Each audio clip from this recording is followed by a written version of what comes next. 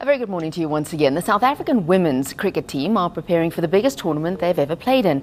They are one of 8 sides taking part in the Women's World Cup starting in England next month. Junior Steenbank has been keeping an eye on their preparations and he joins us now in studio. Morning. Morning, Angie. Thank you very much for joining us. All right, tell us about the build-up. How's it going? The team's preparation for the World Cup has been good. It's been solid. It's been competitive. And that's what you need when you're going to be coming across teams in this ICC World Cup, you know, the likes of Australia, England, the West Indies, and so on and so forth. Those are very, very strong teams. So in order to prepare, one has to prepare against very strong teams. So, I mean, we don't even have to go, we can go back further than over a year and say that if you look at the last 18 months, the Proteas women have played the West Indies, they've played England, they've played Australia, they've played New Zealand. Successfully. And, well, no, they came out losing those series, all of those series, to be honest with you. But there was always something to learn, and they always took something away, and you gain momentum from doing that. And they have gotten better and better. And recently in the quadrangular series against Zimbabwe, Ireland, and India, they performed very, very well and lost to India in the final. But, you know, India is a very strong team as well, much like South Africa, also coming up through the ranks, building, getting better slowly but surely. So to answer your question, I'd say preparation's been very good. Well, now, Hilton Moring, their coach at least, he believes they've got what it takes to win this tournament. But I mean, they had to go through a qualifying tournament to actually qualify for the World Cup. So, honestly, do they have any chance? Nobody just before a World Cup is going to say we have no chance of winning it. Absolutely nobody. But realistically speaking, there are teams much stronger than South Africa in this tournament. The ones I mentioned, the West Indies, England, Australia, particularly Australia, have won the tournament countless times and are always the favourites going in. But on home turf, since the tournament is in England, England is going to be very strong as well.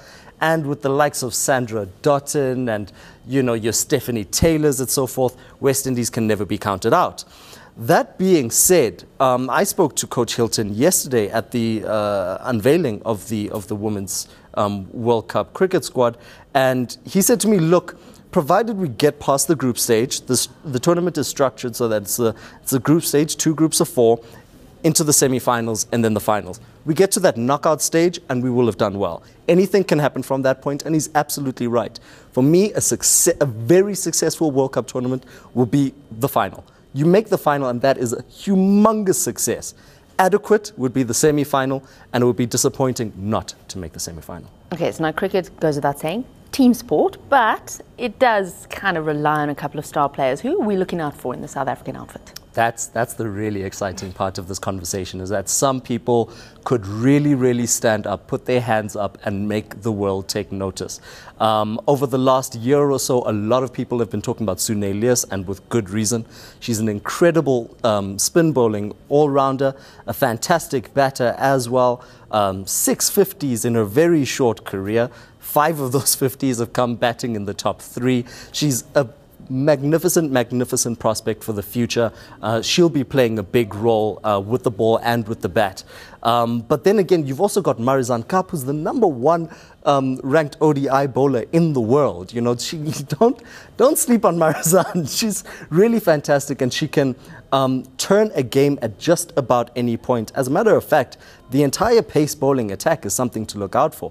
Marizanne Kapp, Ayabonga Kaka, and Chloe Drion, who hasn't really bowled very much since the team's series in Australia last year because she picked up an injury.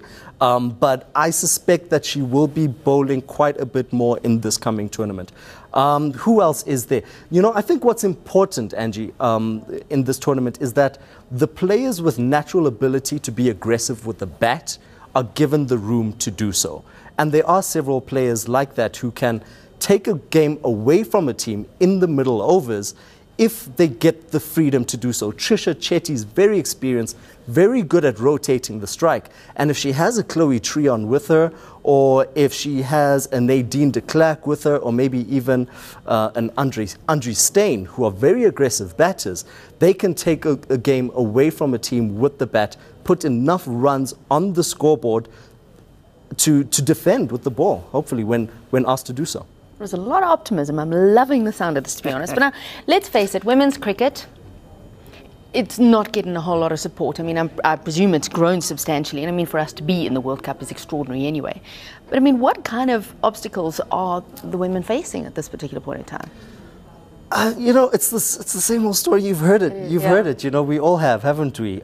Support both on the ground from fans, from people, viewers, from broadcasters, from sponsors, and so on and so forth. But we are taking major leaps forward. Momentum sponsorship of the women's national cricket team has been quite momentous. Over the last 4 years, they have gone from sponsoring the team to contracting 6 national players, to contracting 14 national players, and now we're sending a squad of 15 fully contracted, paid professional players to the World Cup. And we're doing so at a stage in which we don't even have a fully professional league set up yet. So that is fantastic. That means that these young ladies can focus on the game and pay their rent through the game, pay their car payments, etc., through the game. Like another thing, male counterparts do, of course, yes. Like their male counterparts do, usually very easily. Yes.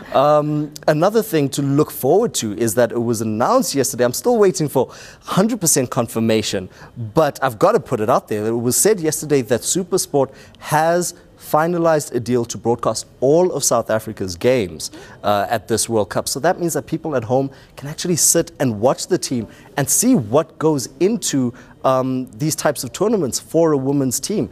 You can't be Chloe Treon, you can't be Shabnim Ismail if you don't see Shabnim Ismail. And you need to be able to see these heroes in order to think, I can do that too. And that's how we create sustainability and a good team going forward. Growth. 100%. Well, it is all sounding very good. Thank you very much. Thank you, Staying back, chatting to us about our ladies cricketers who are now at the World Cup. Good luck, ladies. That is where we leave your sport for now. The weather is next.